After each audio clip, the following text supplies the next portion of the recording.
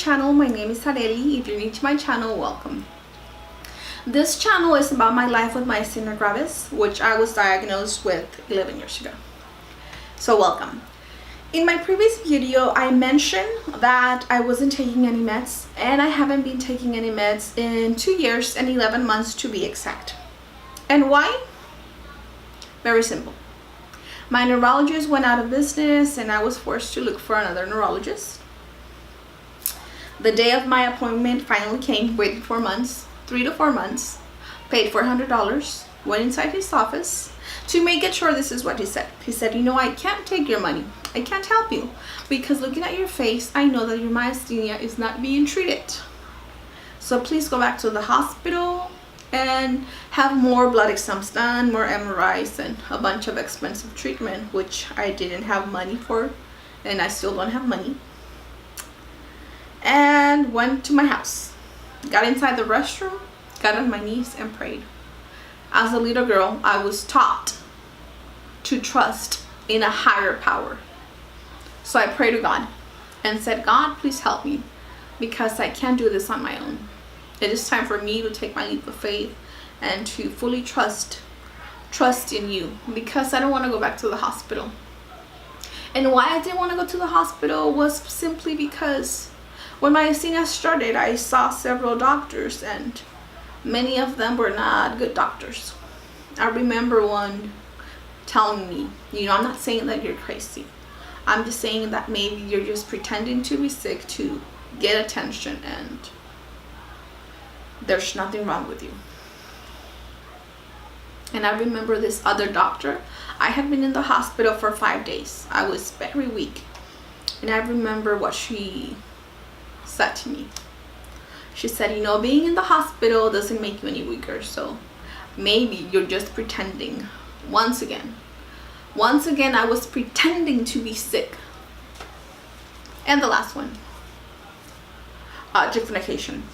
Every time I would go to see my neurologist, and if I were to tell her, can you please give me something else because, you know, the meds, I don't think they're working, I need something else, she would get mad at me and yell at me. And I was like, you know, I don't want to go through all that again. When my myasthenia started, I also started juicing. And I remember going on the web looking for a recipe specifically to treat MG.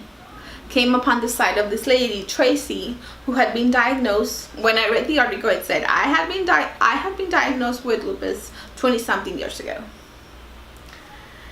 The thing is that she started doing juicing and taking natural remedies, and she was fine. When I read the article, she was well. So I sent her an email, and she replied with a recipe. But she also gave me the information of a doctor, a natural doctor.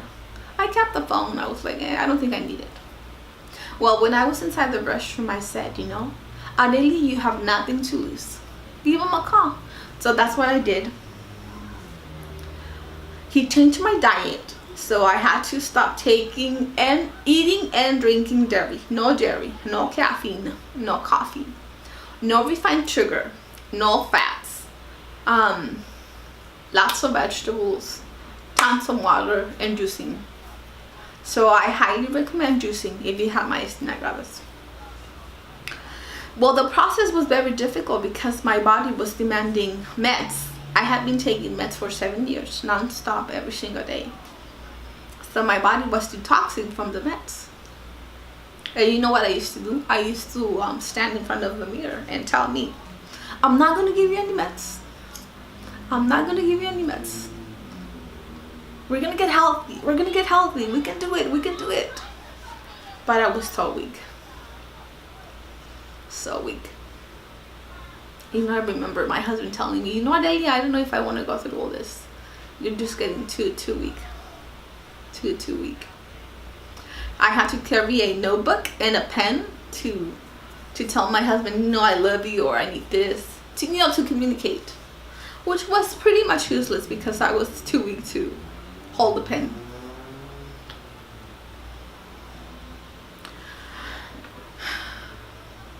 But I'm so glad I took that decision to stop taking meds because I'm able to do so many things. I'm able to do so much more.